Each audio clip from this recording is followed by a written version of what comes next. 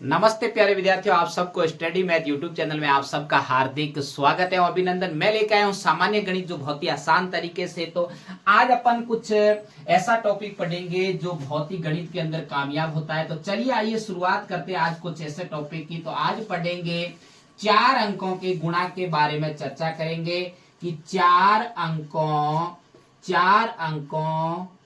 का गुणा, 4 अंकों का गुणा कैसे किया जाता है उसके बारे में अपन चर्चा करेंगे बहुत ही आसान तरीके से। क्योंकि 4 अंकों का गुणा कई बार पूछा जाता है, कक्षा 5वीं में भी, 6ठी 7वीं, तो गुणा जरूर आता है और उस गुणा को सीखना भी जरूरी है। तो चलिए आइए कुछ एग्जाम्पल अपन लेते हैं और एग्जाम्पल के द्वारा बहुत ही आसान से आसान तरीके से मैं आपको सिखाऊंगा। बस हमारे साथ आप जुड़े रहिए। अब देखिए, तो अपने साथ कोई भी संख्या आ सकती है, जैसे कि 55,350 को गुणा करना है 2310 से गुणा करना है, 2310 से गुणा करना है। मतलब कि 4 अंकों का गुणा कैसे पता चलेगा कि 1, 2, 3 और 4, ये कितने अंकों का गुणा बन गया? 4 अंकों का गुना बन गया। अब अपन इसको बहुत ही आसान से आसान तरीके से करने का प्रयास करेंगे। मुझे उम्मीद है कि आपको भी अच्छे से समझ में आएगा। बस हमारे साथ लगातार जुड़े रहे। आप हमेशा कोई भी किसी का भी वीडियो देखो, आप हमेशा उसको पूरा पूरा देखोगे, तब जाके आसानी से उसको समझ में आएगा। थोड़ा बहुत देखने के बाद में आप हट जाओगे कि मुझे तो करना आता है, लेकिन आपको नहीं आएगा, आपको कई परेशानियां देखनी पड़ेगी। अब देखिए, तो पहले अपन को क्या करना है, 1 अंक का गुणा करते हैं उसी प्रकार गुणा करना है कि 0 का पहले पूरी ऊपर वाली संख्याओं का गुणा होगा। मतलब कि ऊपर जितने भी संख्या के अंदर अंक दे रखे हैं उन अंकों का सारों का अलग अलग अपन गुणा करेंगे। तो 0 का 0 से गुणा करेंगे तो क्या आएगा? 0। मैंने पहले भी आपको बता चुका हूं कि 0 का किसी भी संख्या से आप गुणा करोगे तो आंसर कितना आएगा? 0। ये हमेशा के लिए आप बात याद रख लो। उसके बाद में देखिए, 0 का 5 से गुणा करोगे तो भी 0 आएगा, 0 का 3 से गुणा करोगे तो भी 0 आएगा, और 0 का 5 से गुणा करोगे तो 0 आएगा, और 0 का 5 से गुणा करोगे तो 0 आएगा। मुझे उम्मीद है कि आपको बिल्कुल अगर हासिल ऊपर नहीं हो तो आप 0 का किसी भी संख्या से गुणा करने पर आपको बिना सोचे समझे 0 लगा देना।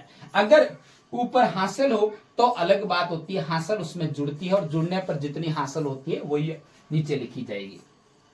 अब 1 अंक का गुणा इस पूरे अंकों से होने के बाद में आपको सबसे पहले दूसरे अंक का गुणा शुरू करने से पहले इकाई के अंक के नीचे क्रॉस का चिन्ह लगाना है। फिर 1 का वापस इस पूरी पीछे से इकाई के अंक की तरफ से शुरू करते हुए अंतिम तक सारे अंकों का इस 1 से गुणा करेंगे अपन लगातार।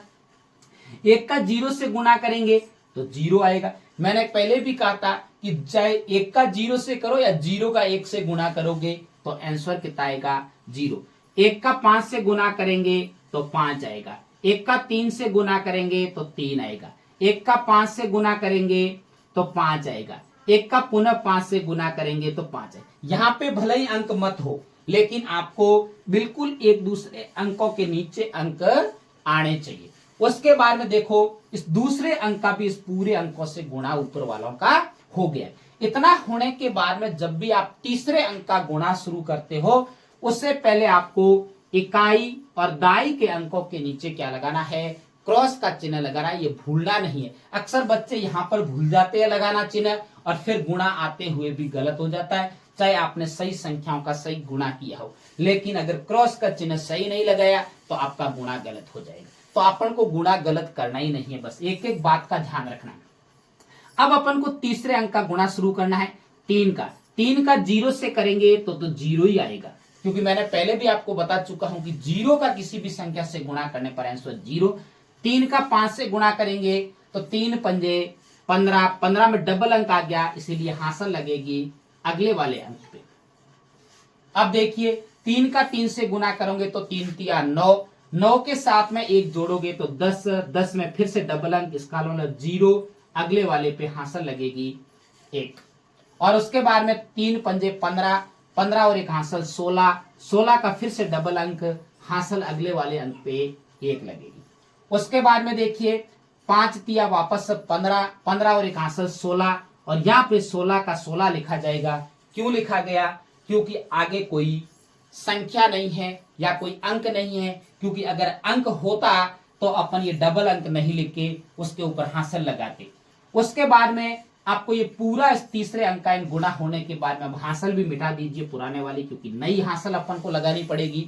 अब इसको चौथे अंक का आप गुणा करने से पहले आपको इकाई, दाई और सैकड़ा के अंकों के नीचे आपको क्या लगाना है, क्रॉस का चिन्ह पहले लगाना है। उसके बाद में आपको 2 का 0 से गुणा करोगे तो 0, 2 का 5 से गुणा करोगे तो 5 दूनी 10, 10 का यहाँ पे 0, हासिल फिर से 1। फिर 2 का 3 से गुणा करोगे 2 तिहाई 6, 6 और 1 कितना होता है 7। फिर उसके बाद में हासिल है नहीं, अकेला अंक आया तो हासिल लगेगी नहीं। फिर 2 का 5 से गुणा करोगे तो 5 दूनी 10, 10 का 0 और हासिल लगेगी इसके ऊपर 1। उसके बाद में 2 पंजे 10, 10 और 1 हासिल 11 होते हैं। कितना होता है 11, और 11 का 11 क्यों लिखा मैंने, क्योंकि यहां पे कोई आगे अंक नहीं। अब ये देखो चारों अंकों का गुणा पूर्ण होने के बाद में आपको यहां पे लाइन खींचनी है। अब इन दो लाइनों के मध्य जितनी पंक्तियां दे रखी 1 2 3 4 पंक्तियां, इन चारों पंक्तियों को आपको क्या करना है, जोड़ना है। अब देखिए 0 का 0, 0 का पुनः 0, 5 0 5 कितना होता है, ये 5 का 5, फिर 0 0 5 और 3 कितना होता है 8, फिर 0 5 0 0 कितना होता है 5। अब देखो आपको यहां से ध्यान देना है कि ये कितना है 5, 5 और 6 कितना होता है 11, कितना होता है 11, 11 में 7 जोड़ोगे 18, 18 में डबल अंक आते ही अगले वाले अंक के ऊपर 1 लगेगी हासिल। उसके बाद 6 और 1 हासिल कितना होता है 7, 1 और 2 और 1 का 1। मुझे उम्मीद है कि आपको ये 4 अंकों का गुणा बहुत ही आसान तरीके से समझ में आया है, और आगे भी आप प्रयास करते रहना। अगर मेरे पढ़ाने का तरीका आपको अच्छा लगे तो मेरे चैनल को सब्सक्राइब करना और आगे अपने प्यारे प्यारे मित्रों को शेयर करते रहना। तब तक मेरे स्टडी मैथ यूट्यूब चैनल पर बने रहे।